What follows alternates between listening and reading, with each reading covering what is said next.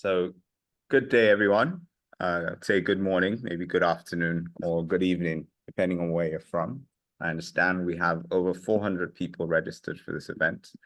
We're looking forward to very exciting discussions, very enlightening discussions from some of the experts in small hydropower on the continent. My name is Olamide Niafuye, and I'm the Chief Executive Officer of the Africa Mini-Grid Developers Association. It's a pleasure to be chairing this session. I used in my past life to work for a hydropower company, and now as CEO of AMDA, we represent mini-grid developers that provide sustainable electricity via solar and hydro and other renewable sources to rural and peri-urban communities across Africa.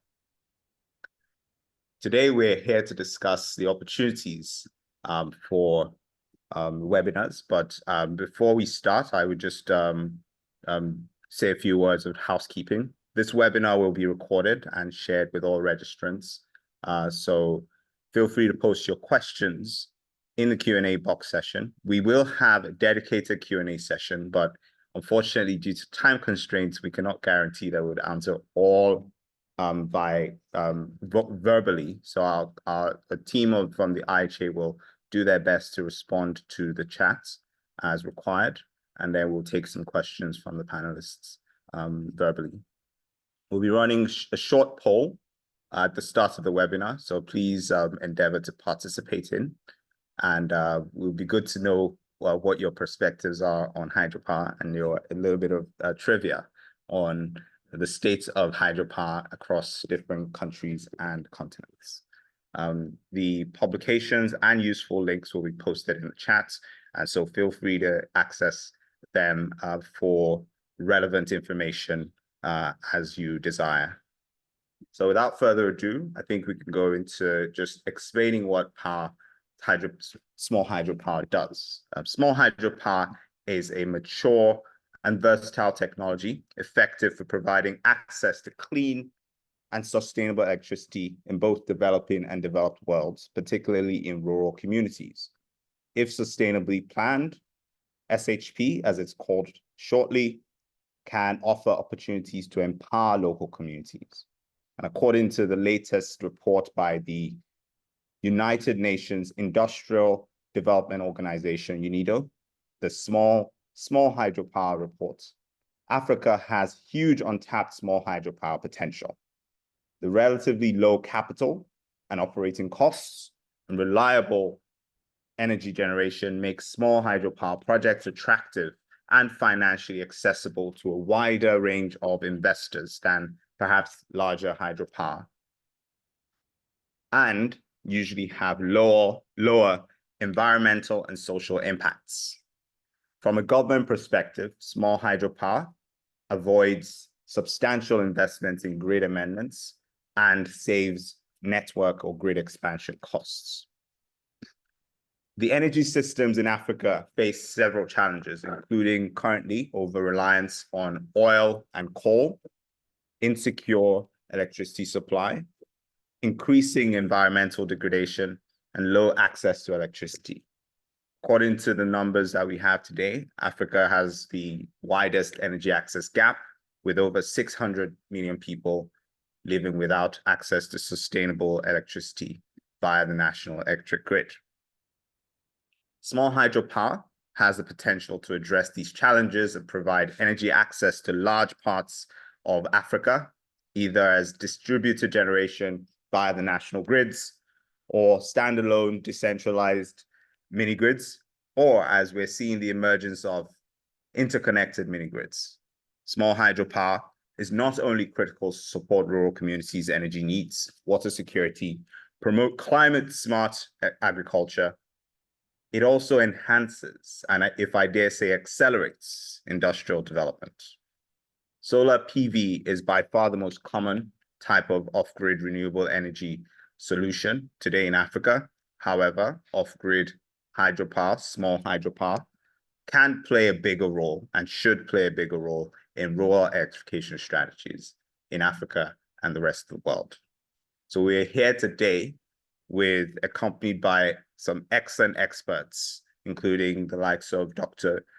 Liu Heng, Triman Puni, Anton Louis Olivier, who is the CEO of Serengeti, as well as the board chair for IHA, Arne Coxeter, and other distinguished panelists to discuss the financial and regulatory considerations to advance SHP development in Africa. So I will start by inviting Dr. Liu Heng to give a small presentation on the outlook for small hydropower around the globe. Over to you, Dr. Liu Heng. Okay, thank you very much, Chair. Let me just share my screen first. Can you see the screen now? Yes. If you don't mind, put it in slideshow. Okay. Yes. So thank you again, Chair. Good morning, good afternoon, and good evening, ladies and gentlemen. My name is Liu Heng from UNIDO. First, I would like to thank International Hydropower Association for inviting me to attend this webinar. The presentation title is Small Hydropower Outlook Around the Globe and also Opportunities in Africa. So I'm excited to share insights into the global impact and potential of small hydropower with a focus on untapped opportunities in Africa. So about small hydropower, what we believe, so that small hydropower refers to the hydropower system with the capacity of up to 10 megawatts. So it includes pico, micro, mini, and small category, so each suited to different local conditions and needed. Of course, small hydropower has very important for global development and also sustainable development. So because it is not only provide opportunities for energy access, but also for local economy and also environment, local economy development and also environment protection, as well as through the technical and ecological and advances, so that is to maximum efficiency of minimum ecological impact. So also make the small hydropower environmental friendly opportunities options for electricity generations. So with the support, of the policy and economic viability by the global policies and also national incentives, so small hydropower contribute to national energy security. We are fostering economic stability through job creation and infrastructure developments. So we believe small hydropower is just not only the part of the energy, but also for the opportunities for development. So according to World Small Hydropower Development Report, the last edition is 2022. So the global installed capacity is about 79 gigawatts. But unfortunately, so this is only 36% of the total global potentials. So untapped is still about total 64% were not yet untapped. Regional insight, we can say from the report, Asia has the largest installation capacity, around 64% of global total. But as the chair just mentioned, Africa only has 0.9% of global installation, and also with the total is only 5% of the non-small hydropower potentials has developed in the region. So which means it's much lower than comparing to the 36% of the global development. So from this figure, we can see, so the most developed and also installed capacity up to 10 megawatts by the country is in Asia, Europe, and Africa, America. So here you can see the 60% from Asia, and Europe 26%, but for Africa it's only 0.9%. And for the potential, we can see, and especially for Africa, we still have a big gap for the developed. So it's a totally shared potential of the global total is 7%, but the development is only 0.9%, as I just mentioned. So why? It is just because really a lot of challenges for small hydropower development, especially for developing countries. One is financing. So just because, for the high investment, of course, compared with some others aspect, and also long return of investment, so the period, so that is say sometimes the private companies and investors may not so strong willing to engage. So as a result, so small hydropower projects in developing countries are often realized through grant or sometimes is soft loan from friends in development or international organizations. So that is really limited or constraint to the developing countries for financing, to develop these small hydropower. Another is the technical issues. So technical challenges including, of course, the site accessibility, water flow availability, and our grid integration, and also many aspects, related to technologies are limited for developing countries. Another is the capacity limitation. So the local capacity in conducting feasibility study, construction, operation, and the maintenance of small hydropower plants. So, and also, of course, there's the environment as social concern, and sometimes also regular obstacles. Because for admission and also license for construction of small hydropower takes a really long time for many some countries. But of course, we believe even though we have a lot of challenges, we still have opportunities. One is really we have a big potential. We from the World Small Hydropower Development Report, we learn a lot of success stories. So that is gives the hints and gives the the reference to the people, to the especially for developing countries, to understand. So small hydropower can play a very important role with a high potential, so we still can do something. Another one is, of course, we not only consider the small hydropower, but also sometimes the hybrid system. So that integrated small hydropower with other renewable energies like solar and wind. So just for the maybe sometimes, especially for African, in the daytime, they can use the solar energy and evening and for the small hydropower. So that's a hybrid system. Sometimes, it's also very important to solve the problem.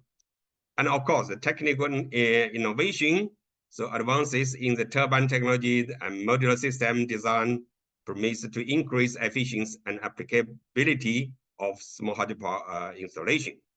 And of course, as a market development, so emerging market, including parts of African and also Asia, show increasing demand for renewable energy solutions and posing the positioning the small hydropower as a key player in the regions. So from the report, we have a couple of this very successful stories about this market development, especially also for rural development, etc. And also, of course, the policy influence are also very important. That's we recognize that small hydropower is not only the technology, was a major technology to solve the energy access issues, but also provided opportunities for rural development. So this is why the government support with the policy is a very key issues and also bring a lot of opportunities. In the last decades, we really make a lot of interventions on small hydropower.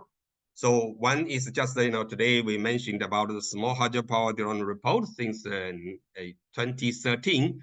We added the first edition until now it's already first edition. So provided all the update information regarding each country with small hydropower about the barriers, the opportunities, and also potentials, etc., and also give the the best practices is with some cases to share the experiences worldwide. Another is a small hydropower technical guideline. So that's including from A to Z, so including 5 volume, totally 26 part for whole technical aspect. So with this technical guideline, the expert or people can really understand and also use this technical guideline to develop the small hydropower with their capacity originally or maybe in the country. And also we have another one is just completed, is the small hydropower service package. So that's provide 6 modulars about the what services can provided from UNIDO and also from international partners. UNIDO also paid attention on pilot project constructions.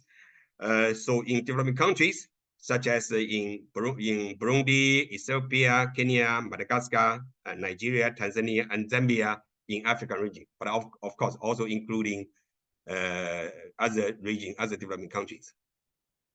So now here I just highlight that's a small hydropower service package, totally including the 6 packages. One is project feasibility and planning. So that means provide all understanding and also investigation about the demand and also possibilities, and also technology transfer. So we would like to transfer the technologies from developed countries, or maybe for some developed countries, but with successful practices. So that is the technology transfer can be helpful for the developed countries. And then capacity building. So that's a training program, what we can provide to, and also workshop to building local capacity. That is very important. We just say it's giving the fishing capacity, not only the fish. So policy development support. That is also working with the government to develop the supportive small hydropower policies, including regulatory framework and incentive scheme that encourage small hydropower investment, and financial assistance, and also global networking. So all these 6 modulars can provide whole plus also technical guidelines, provided opportunities for developing countries to work together with the international organizations and with some investors together for the small hydropower development. So regarding this project, this small hydropower service package, of course, the first part is assessment and demand analysis is the basis to understand everything. And for other 5 can be independent or put together, such as policy support and institutional strengthening, capacity building, and scaling up small hydropower project, financing and investment de-risking, and communication and outreach. How this will support be part of this certificate can provided from UNIDO and also from other partners together to work together with African countries and counterparts. So how of this one, we will bring the opportunities to the Africa. And of course, the very important is we understand small hydropower is important, but we also should take action. So what the conclusion is we should recognize the strategy importance and commit to innovation and also enhance collaboration and also, of course, policy advocacy. So thank you very much for your attention. From UNIDO website, you can have all these aspects for the technical guideline, reports, service package, and whatever you are interested in regarding small hydropower, we can work together. Thank you very much. Yeah. Thank you so much, Dr. Liu Heng. What an insightful presentation. It feels like we need a class for this to really understand the full package. I'm sure the links will be shared in the chat for the benefit of everyone. So at this point, it would be interesting to bring in the perspective of of how somebody who's done this extensively in a country like Indonesia, which relies largely on small hydropower. So at this juncture, I would like to introduce Tri Mumpini, who is a member of the governing board of the National Research and Innovation Center in Indonesia, to present a 5-minute presentation on small-scale hydropower from the Indonesian perspective. Over to you, Tri. Thank you, Olamide. Everybody, good afternoon. Here in Indonesia, it's afternoon.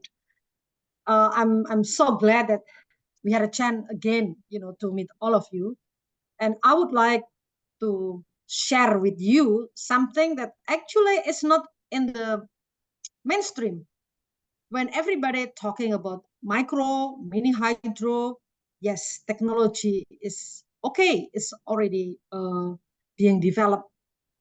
You're talking about the regulation. Yes, the government made a regulation.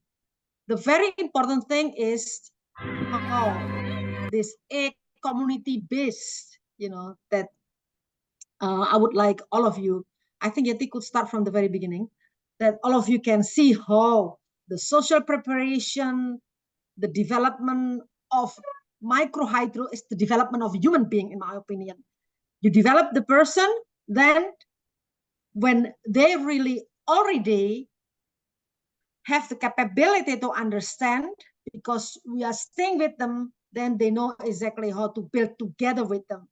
A community-based development is very important to sustain the sustainability and also to make sure that local community is also empowered and being developed. This is one of the films, maybe 2 minutes. Yeti, you can start the films.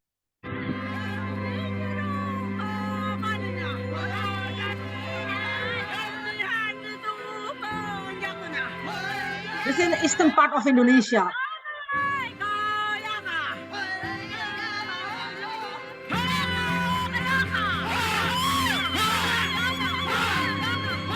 Masyarakat perlu menyambut dengan gembira karena Indonesia merdeka dari 70-an tahun yang lalu, tetapi belum kami rasakan bantuan seperti ini. Dari lembaga IBK yang membantu kami untuk mendapat penerangan yang leluhur kami tidak pernah impikan, bahwa hari ini kami dapat satu sukacita yang luar biasa. Puji Tuhan, ini adalah berkat yang luar biasa untuk kami Kecamatan Kaung Eti, Desa Kambatagundong. Dari strategi IBK adalah pada fondasi sosial, di mana masyarakat menjalin hubungan antar sosial masyarakat secara utuh dengan ada aspek partisipasi aktif dalam bentuk pembangunan gotong royong maupun pengelolaan secara bersama, sehingga mereka punya kesadaran untuk saling bahu-membahu, saling mengingatkan, saling membuka transparansi, dan juga saling mengkritisi maupun memberikan saran untuk hal yang lebih baik. PLTMH ini tidak sekedar kita ngomong tentang teknis, tapi juga non-teknis. Bagaimana kita bicara tentang manusia, bagaimana masyarakat setempat itu merasa memiliki dengan kegiatan ini, dengan program ini. Karena itu menjamin bagaimana ini nanti bisa berlanjut.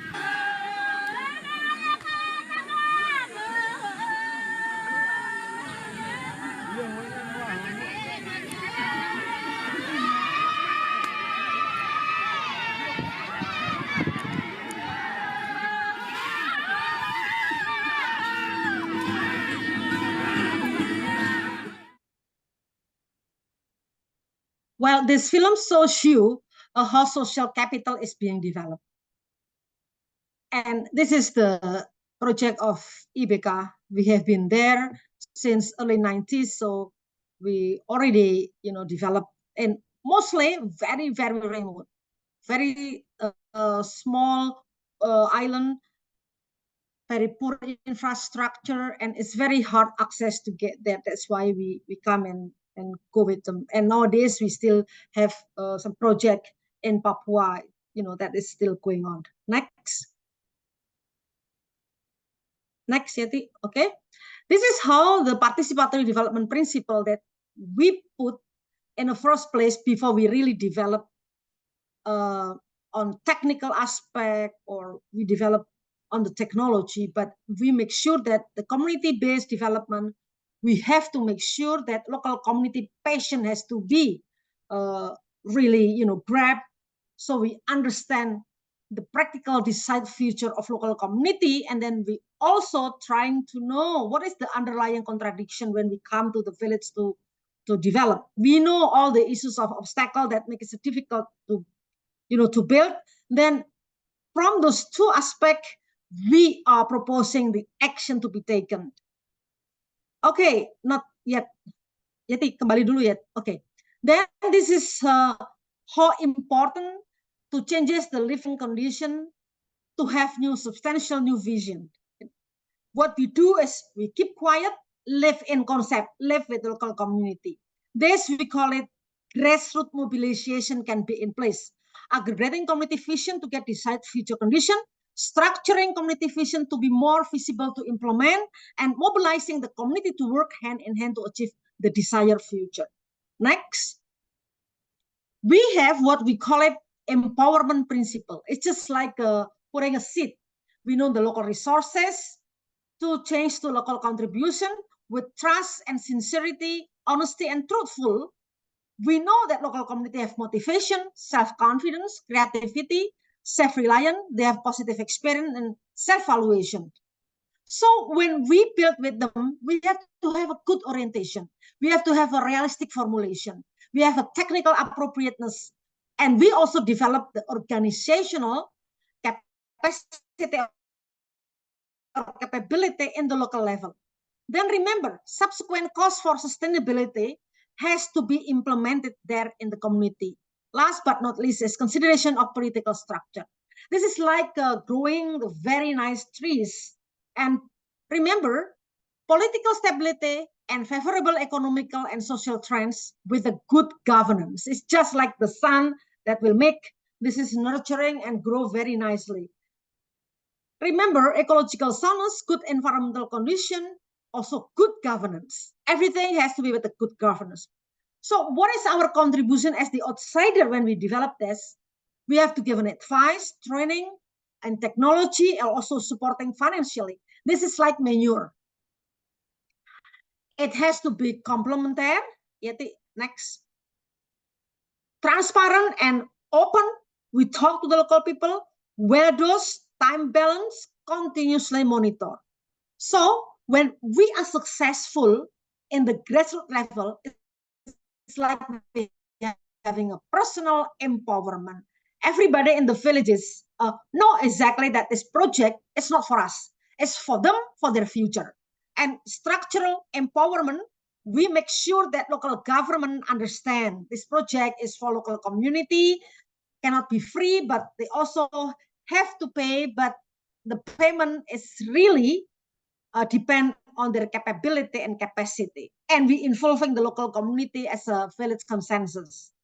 Because of this, then objective or outcome of development can be achieved. Everything here is tangible and can be measured. Next. Next, Yati. Okay, thank you.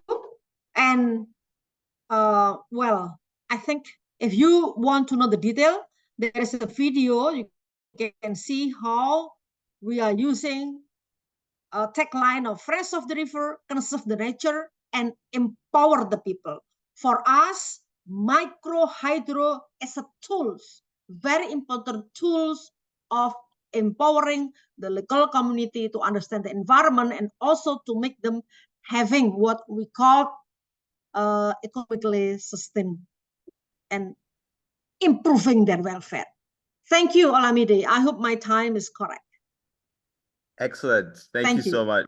No, that was excellent. I love what you said about community empowerment, starting with that, giving the people a sense of ownership in the project, so they protect the infrastructure, and it also helps to eventually industrialize the country. So there's a lot of lessons that Africa can learn from this, from the Indonesian experience, and I'm sure that you will share the links and we will engage further.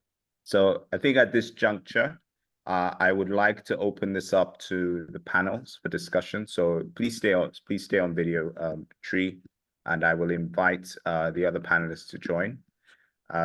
We will start with a question to Anthony Olivier, the CEO of Serengeti Energy Group and the chair of the IHA board, who has extensive experience in hydropower. Anton, if you can hear me, please let me know. Yeah, Lamit, all good. Excellent. Yeah, so Serengeti is one of the few companies in the sector that is intervening across the project's value chain. So from your project identification to feasibility studies, financing, construction, commissioning, and operations. So in your extensive experience, what are the opportunities and challenges for SHP development in Africa? Over to you. Thank you, Lamit.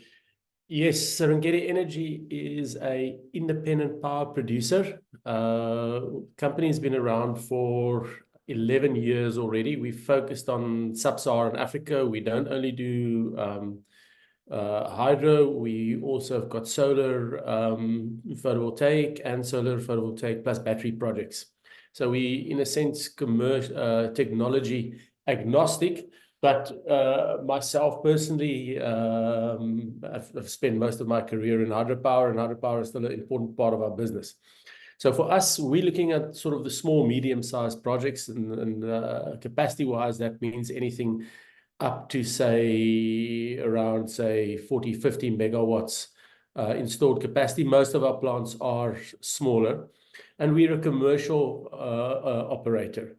So that means we develop these projects using our own money, which is risk capital that we put into the development, but then we take our ownership in the projects as well. We contribute to the capital cost and operate and maintain them. And that's quite important. If you are a commercial operator, and that's a bit different from some of the context that we might have heard from community-based projects, for example, in Indonesia. As a commercial operator, you need to balance a number of factors. One, the most important is that your project, the power plant, needs to produce power and sell that at a rate that is of interest and of value to the host country or to your off-taker, whether it's the national utility you're selling to, or like we increasingly doing to private off-takers, be it industrial mining customers and so forth. So you need to provide your electricity at a competitive cost in the market. You need to do that and make a return for your shareholders at the same time. And the way to achieve that is, in our case, is through integrating through the value chain. And this is a model which we think is very applicable and suitable to the opportunities in Africa. So we will, as mentioned by Lamid, we will get involved in the development side. We will also act as the EPC, engineering, procurement, construction contractor. We put the package together with all the equipment suppliers, the civil contractors, and so forth. We arrange the financing and manage the construction of a project. And once it is constructed and in operations, we're also responsible for the operations. And this is a model that we've applied in South Africa, in Uganda, and in Rwanda at the moment, and we're presently also looking at expanding it to Zambia. So in South Africa, we've done 3 power plants on this basis. We're busy constructing our 4th. In Uganda, we not developing any at the moment, but we're operating 3 power plants, also operating one in Rwanda. And then we've got a very exciting portfolio of hydropower projects, about 80 megawatts in total, that we're in quite advanced development in Zambia.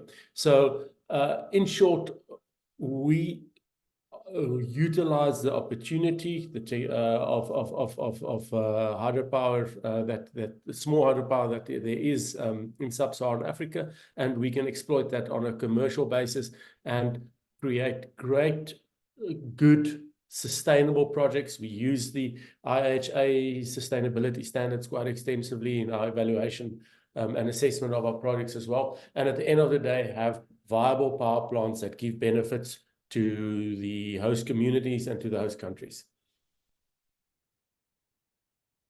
Excellent. Thank you so much, Anthony. So I think I note the point you made about utilizing the IHA sustainability standards.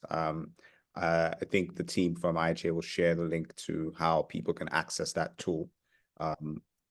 Being a previous member of IHA, I do vouch for the standards personally. So Arne, I think I will bring Arne on next, who's the Senior Hydropower Civil Engineer at Multiconsult, a member of the IHA, to speak a little bit about the portfolio of hydropower projects that they're doing in Uganda under the European Get Fit program to assist East African nations with a just, climate resilient, sustainable growth. So in your experience, Arne, please indicate you can hear me. I can hear you. What are the lessons learned with the projects within your portfolio? Over to you. Thank you. Yeah, when the word program for Get Fit Uganda started, it rolled out the application phase in 2013, where developers applied for the tariff support, and it's going to end in 2024 this year. And so far, 14 hydropower projects have been constructed, and they're all in operation now. And that is the basis where we have some experience and lesson learned. At the time, I think Uganda had, or the Get Fit program had a good idea by standardizing the PPA. So it was much easier for commercial developers to come in. The risks were perceived as acceptable.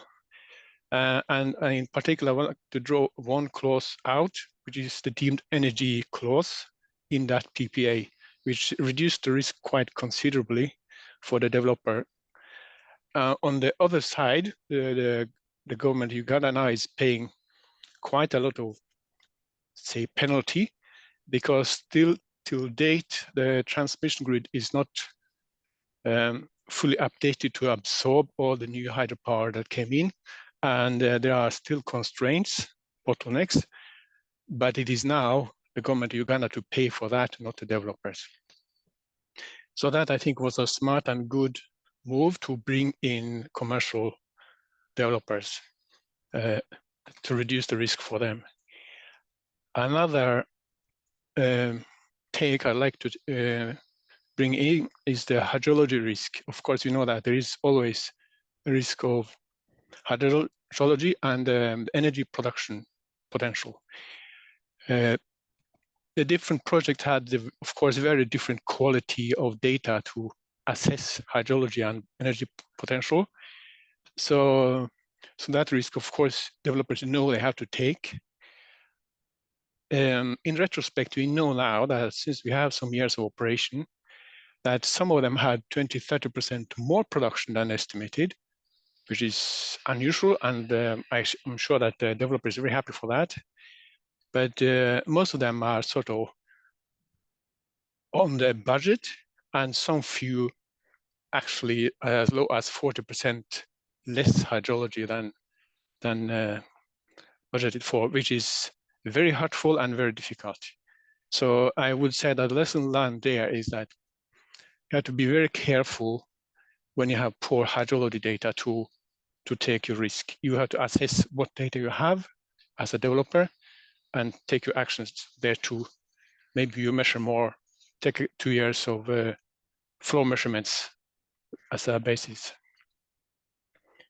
The last lesson learned I would like to bring up now is the construction cost. I don't think that was really a big issue. Often you would say that the underground works, like geology related issues, are very uncertain. I don't think that played a big role because the design of small hydro are typically not so sensitive to geology because they select a design that doesn't touch much geology. For instance, they don't build a very big, large, expensive dam on clay. They choose another design. So yeah, so maybe those pointers are our lesson learned here. Thank you. Excellent. Could you just in 1 minute just speak a little bit about financial viability and any challenges you may have experienced in that front, or opportunities? How do you make hydropower financially viable? I think the biggest, now I'm an engineer, so I like to have numbers to look at, but I would say that the engineering part of it is doable. You can do feasibility studies and assess the construction costs and so on. The environmental and social part is of course also there, but it is doable. But the biggest hurdle I see is the licensing process in each country and the risk that poses, and to bring in a financial partner, preferably a donor, soft loan donor, to kickstart the project. I feel it is sort of not in my field the big problems are, but it's more in the financial and legislatory part. Excellent. Thank you very much. I think what I noted as well was what you said about, you know, the government of Uganda having to pay penalties because they haven't been able to complete transmission. So in some innovative structures that I've experienced, the developer actually considers taking on that risk as part of the cost, and then finds a way of sort of amortizing the cost of that over time, maybe by tariffs or agreements with the government. So, but it's interesting that you noted that. I think I'll move on now very quickly to Dr. Liu Heng to talk a little bit more about sustainability and how do we ensure small hydropower is developed sustainably. So if you don't mind keeping your answer to 1.5 minutes, please. Okay, thank you very much. 1.5 minutes is surely sufficient. First of all, of course, sustainability is very, very important for the small hydropower, especially for African regions. As we know, we have some investment, but unfortunately, it's not sustainable for the project will bring a lot of challenges. So one is the feed-in tariff. We should make sure that the project will be really get benefit, you know, is through the national grid or maybe the local production, etc. Another one is share cost. So some, you know, for small hydropower, it's not only for the energy access, not only just say for electricity itself, but also provide opportunities for the local people. So that is a community, government may also share some costs. Another one is productive applications. So if electricity can be used directly for the agro process and or for that will be very important. So we have very good 2 examples. One is in Nigeria, the Taraba state. So there is a project is called for the 400 kilowatts for a tea factory. So with that electricity, they can, instead of the, you know, the diesel, etc., and also provide opportunities for about 3,000 refugees from Cameroon. So that project operated very well, and the owner would like to invest for another site. Another example is Shiwanandu in Zambia, what the other panelists also mentioned. So that project is also provide very good opportunities because the local people there really benefit and contribute with to the project with their payment. So one, of course, then the project can get some benefit and also profit. Of course, the sustainability will be there. Thank you. Thank you so much, Dr. Liu Heng. I will invite our community empowerment champion, Sri Mumpini, to talk a little bit about local expertise as a key enabler for technology adoption. So what are your recommendations for Africa in terms of how to improve local skills and expertise? Over to you.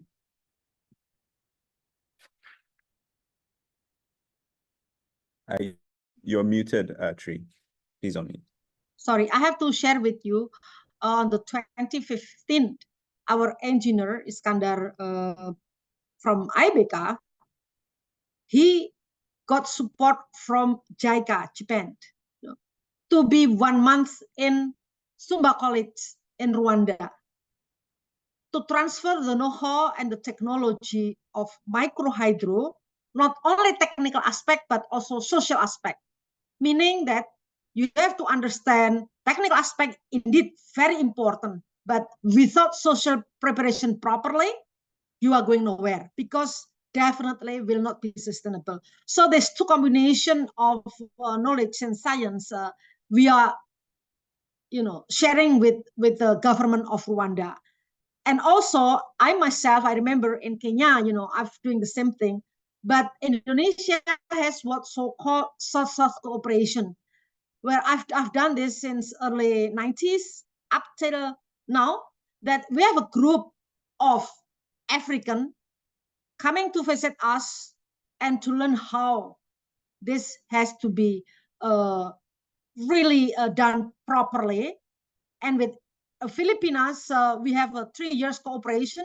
Once again, we lucky that we should find the support fund properly so that they will understand how local community we engage the young engineer from the local university to be able to understand the whole system. And this takes like 3 months. And what for me is very important, we should find, we call it local champion. That's why now in Indonesia, we train for 45 days young engineer to be deployed to all the remote areas which have the potential of hydro, and then they have to work with local community. We call it live-in concept, building the trust, really sincere, helping the local community to understand the system. Once they're ready, then we are developed. We trying to avoid top-down approach, because will not sustainable and doesn't give anything, because electricity is the backbone of economic development and is a door opener for empowering the local people. So just do this. I think that the one thing I would like to share more with the African countries, but we've done it a lot with Zambia. I remember that, Kenya. Thank you so much. That's insightful. This for me, I'm going to challenge the IHA team to make this webinar, to have a version 2 of this webinar, because I have so many questions that I can't ask. But at this point, I'll invite some members of the audience to come in. I see we have Gianni Chianetta of the Greening the Islands. So I'd invite, do we have Gianni on the call? Do you mind putting on your video? Yes, maybe the video is not allowed. Okay. Thank you very much. Hello. Yes, please talk a little bit about Greening the Islands and give us your perspectives on the pressures you've faced as a catalyst for innovative and economic efficient solutions, and examples of the solutions that you've established, including the El Hierro, combining wind and hydropower. Over to you, please. Indeed, Olamide. Thank you for giving the words, and congratulations to all the speakers. Very interesting. We bring to this panel the perspective of the islands. That anyway solution can be applied on all remote locations. Green the Island Foundation is a global organization supporting islands strategies and plans toward 100% sustainability, and in particular renewables. We try to enhance the connection between also energy with the other sector, because indeed is other sectors islands can be pilot of innovative solutions where the nexus between energy, mobility, water can be applied. And one of our core initiative is the 100% Renewables Islands Initiative. We have a partnership with the Global Renewable Alliance, and in this case, its members starting from the Hydropower International Association. Our goal is to build roadmaps of islands to 100% renewables, and identified a project teaser map and create pipelines globally in order to group small projects together to be more attractive for finance. So we are talking today in this webinar about small hydropower. Imagine to collect building pipelines of projects around the world, anyway, of islands, together for public and private finance, which is very, very important. Just to make an example, as you mentioned, El Hierro is an island which is already was on 2015 50% renewables, thanks to a combination of 11.5 megawatt wind farm of 5 wind turbines with a 4 turbine power plant, and a pumping station for 8 pumps for a total of potential of 6 megawatt.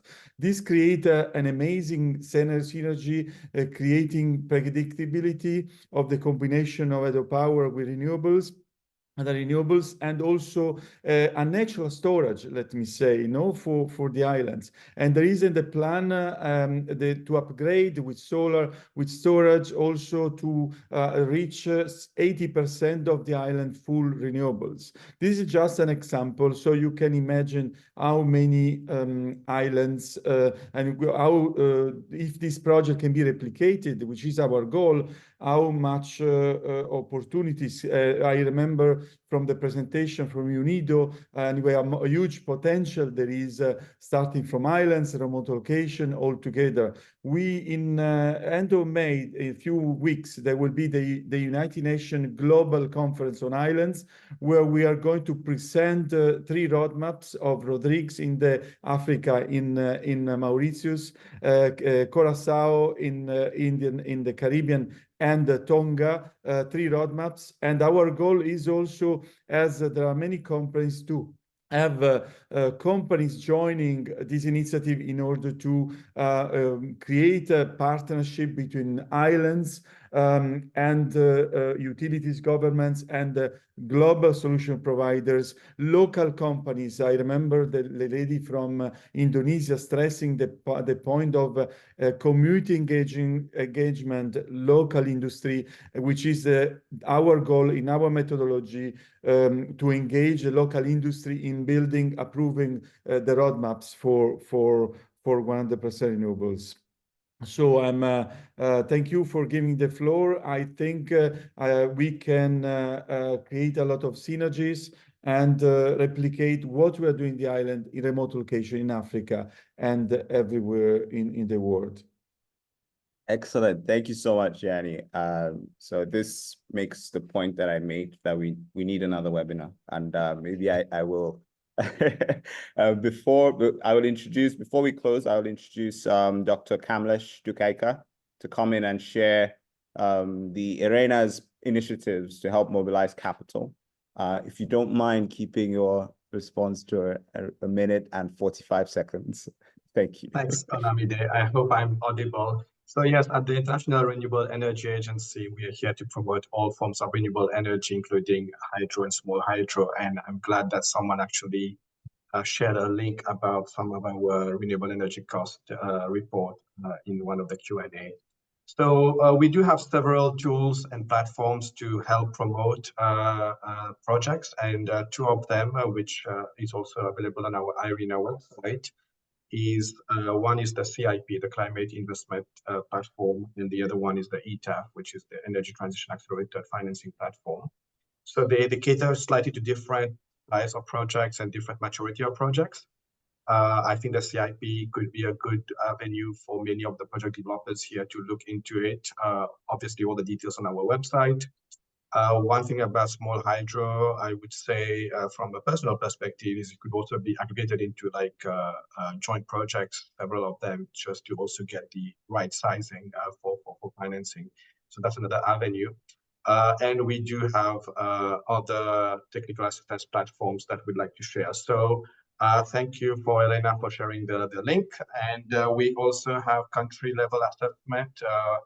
And we also believe that small hydro will also not only provide access, but also provide sustainable energy access to remote parts, including the island states.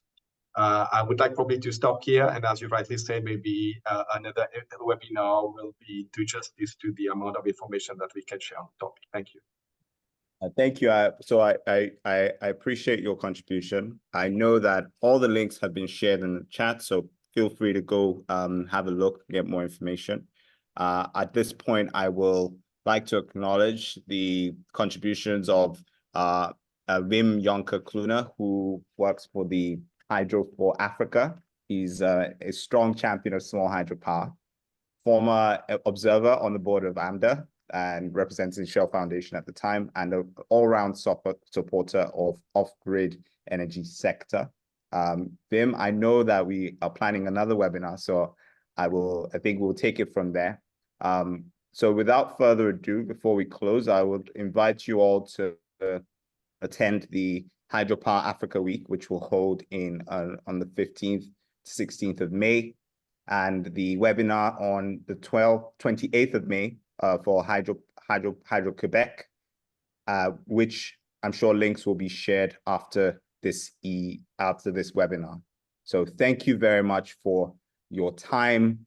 We hope you were informed and provided with insightful information, and we look forward to seeing you on the next webinar. Have a lovely day, everyone. Thank you.